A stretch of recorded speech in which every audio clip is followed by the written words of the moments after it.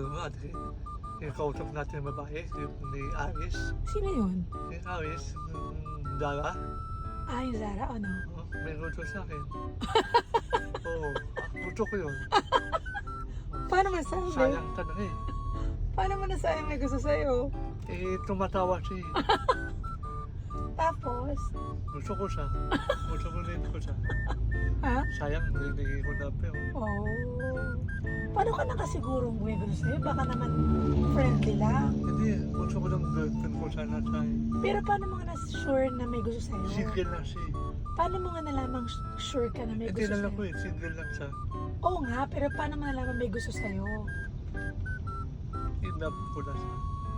In love sa akin eh. Siya nga siya, paano mo nalaman Siya may... in love sa akin. Paano mo nga nalaman may gusto siya sa'yo? Tumatawa lang siya eh. Tapos, Hindi lang.